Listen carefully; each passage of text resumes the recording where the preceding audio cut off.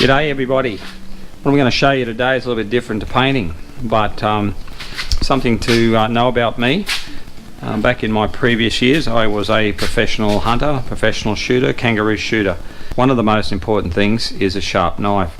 Sometimes we would shoot up to 160 kangaroos a night, so you'd be cutting through bone and everything like that, so the knife had to be very sharp.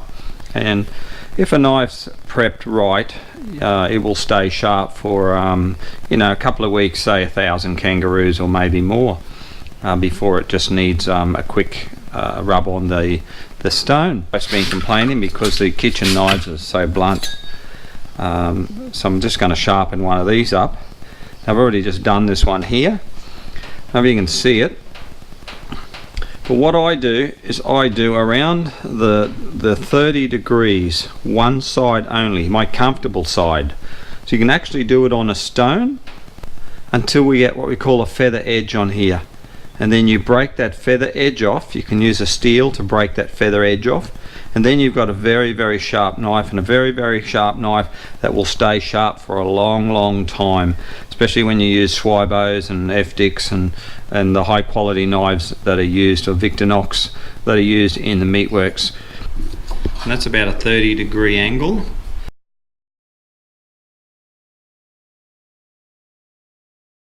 And on the other side, there's nothing. It's a flush factory angle. And so how we're doing it is basically a lot of, at the meatworks, they actually go and do sharpen their knife like that. So they'll have a 20 degree there, a 20 degree there. But I do mine differently. Straight out of the factory, I've got one side that's straight, and I bring this other side in there like that. So that's a knife. So I'll bring this side in like that, at around a 30 degrees. Doesn't have to be perfect, can be off, it does not matter. And what happens is when you're grinding this down here or stoning to this angle here, what happens is you get a little feather edge like that, right there like that on the top. Okay, so when you break that feather edge off, you end up with a perfect edge.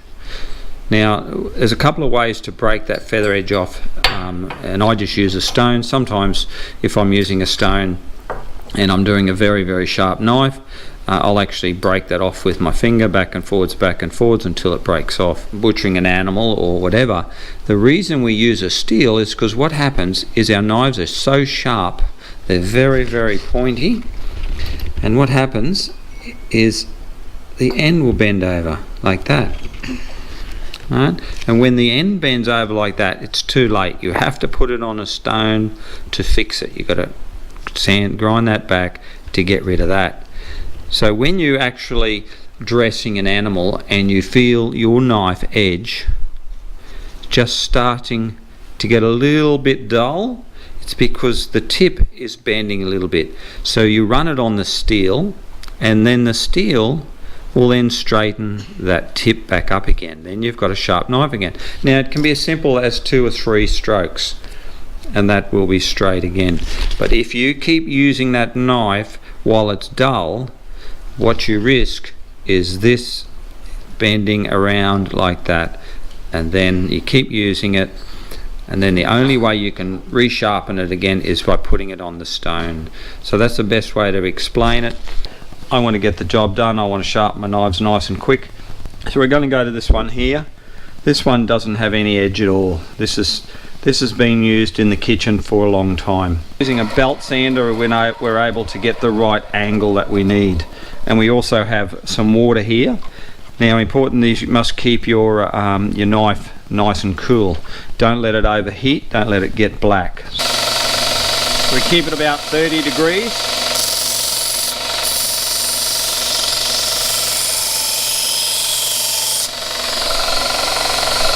Stick it in some water,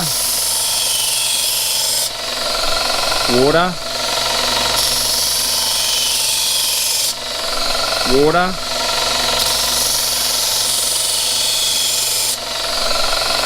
water. See it's starting to come down.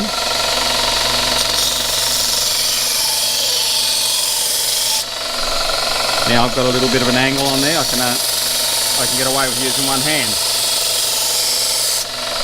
Do not let it get hot.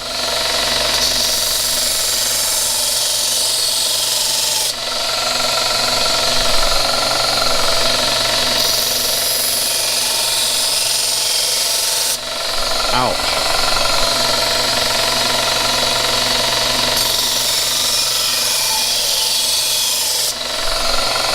Now we're sharpening the whole blade from the tip all the way to the bottom.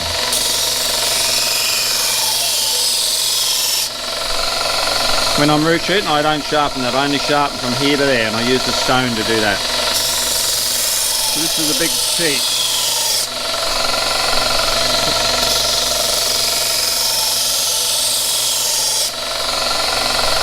This method is used in the shearing sheds to sharpen the shearing cones as well. Same principle.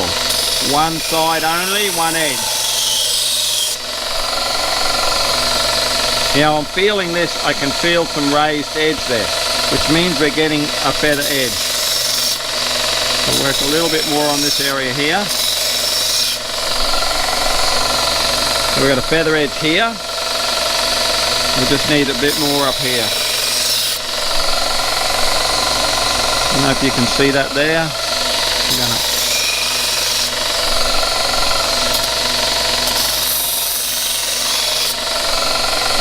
You don't want it to get hot.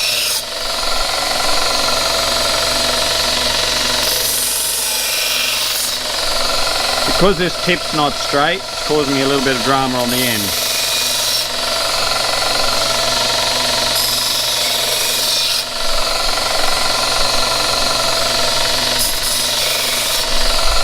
And my children are going to be using this knife, so I don't want it too sharp. But I actually want to get rid of that pointy part on the tip.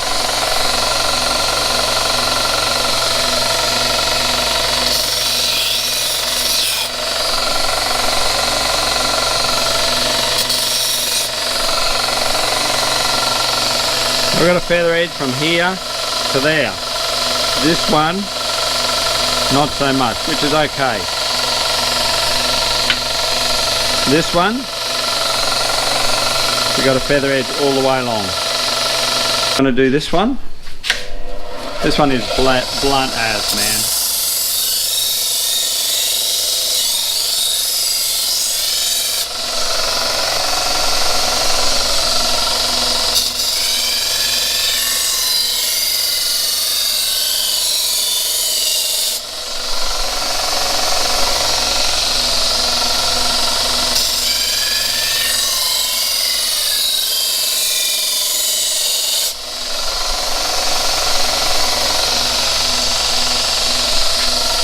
See that angle there?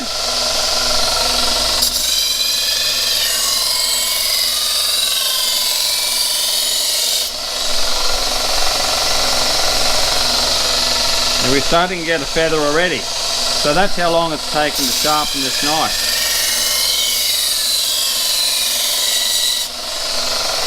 And I'm serious, this will be sharp and it will stay sharp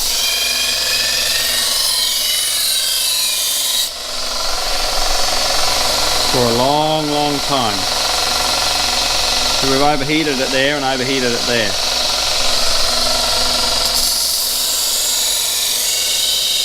Do that, you just use a steel. Make sure the steel's not rusty. Some people use a flat steel with no corrugations in it at all. It doesn't worry me. We're just breaking this feather edge off at the moment. So we're sort of using the steel to break that off. We're bending it back and forwards, back and forwards, back and forwards until it actually breaks off.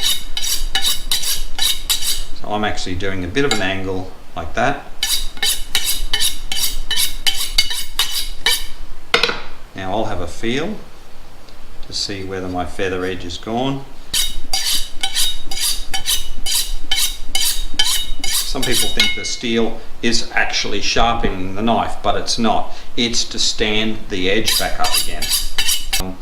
In the years that I've done it, that includes goats, pigs, foxes, cats, you name it. I've done the lot. Dingoes, kangaroos, my knives are always very, very sharp. Remember, this, I can make this sharper, but this is the knives that my kids use, that my wife uses. So I still have to be very careful. I've just done these ones, remember?